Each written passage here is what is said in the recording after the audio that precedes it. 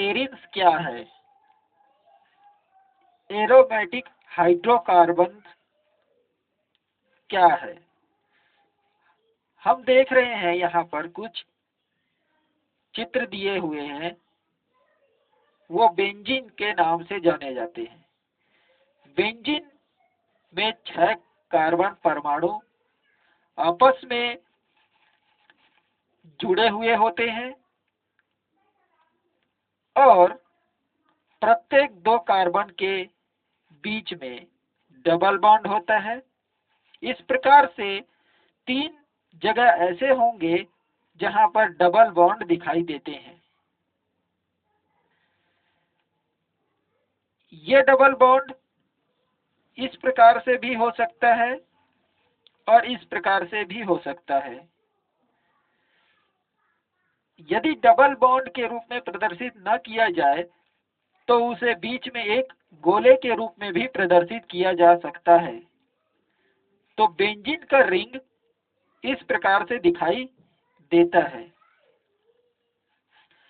जैसा कि हम पहले ये जान चुके हैं, हाइड्रोकार्बन का मतलब क्या है? हाइड्रोकार्बन का मतलब होता है हाइड्रोजन और कार्बन वाले यौगिक। तो इस यौगिक में जहां जहां कार्बन है वहां वहां हाइड्रोजन भी जुड़े हुए हैं और एक कार्बन 4 बॉन्ड बना सकता है।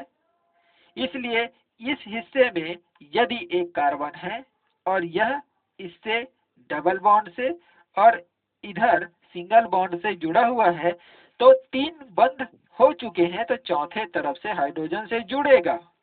उसी प्रकार से यदि यह कार्बन इधर से डबल बॉन्ड और इधर से सिंगल बॉन्ड, तो इधर चौथे हिस्से से हाइड्रोजन से जुड़ेगा। इस प्रकार से इसमें हाइड्रोजन और कार्बन है, तो यह हाइड्रोकार्बन है। और यह कार्बन कहीं से भी खुला हुआ नहीं है। अगर ये कार्बन देखेंगे इससे जुड़ा हुआ है, घूम के ये आपस में ही जुड़े हुए हैं, मतलब एक चक्रीय संरचना का निर्माण करते हैं। तो ऐसे सभी यौगिक जो चक्रीय रूप धारण किए हुए होते हैं, वे सभी यौगिक को हम एरोमेटिक हाइड्रोकार्बन्स के नाम से जानते हैं। पहला जो होता है, ये हाइड्रोकार्बन 2 प्रकार के होते हैं। एलिफैटिक हाइड्रोकार्बन होते हैं जिसमें एल्केन आता है, एल्कीन्स आता है, एल्काइंस आता है और डाइईन्स आता है। एलिफैटिक में चक्रीय यौगिक नहीं दिखाई देते हैं, चक्रीय संरचना नहीं दिखाई देते हैं। जबकि एरोमेटिक हाइड्रोकार्बन्स में आईयूपीएसी पद्धति के आधार पर जो एरिन्स का नामकरण किया जाता है और उसकी जो संरचना होती है वो चक्रीय रूप में दिखाई देते हैं। इस चक्रीय संरचना का जो प्रथम सदस्य होता है वो यही बेंजीन का रिंग होता है। इसका सूत्र C6H6 होता है और ये वलय के रूप में होते हैं। उदाहरण के रूप में यदि हम देखते हैं इस प्रकार का एक यौगिक जिसमें 2 बेंजीन रिंग है और दोनों ही बेंजीन के रिंग जो है आपस में सिंगल बॉन्ड से जुड़ा हुआ है, यहाँ पर इसको आईयूपीएसी के नाम में अगर देखते हैं तो बेंजीन को फेनिल के नाम से जाना जाता है, फेनिल, और 2 फेनिल समूह जुड़े हुए हैं इसलिए डाई फेनिल इसको कहते हैं।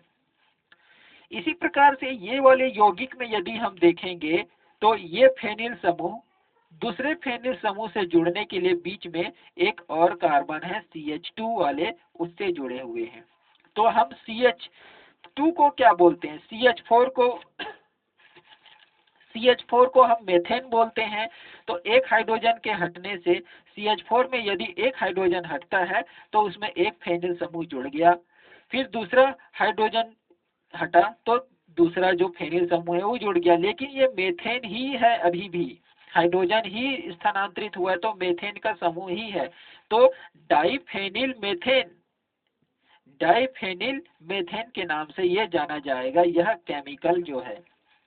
इसी प्रकार से एक अन्य केमिकल है, जैसे ही मेथेन का अगर हम दूसरा यौगिक लें तो इसमें चार हाइड्रोजन थे, जिसमें से एक हाइड्रोजन हटा तो पहला फेनिल आया, दूसरा हाइड्रोजन हटा तो दूसरा फेनिल आया, तीसरा हाइड्रोजन हटा तो तीसरा फेनिल आया, चौथा हाइड्रोजन जुड़ा हुआ है। अब भी ये मेथेन ही है, तो इसलिए तीन फेनिल समूह है, इसलिए ट्राई फेनिल मेथेन के नाम से ये जाना जाता है।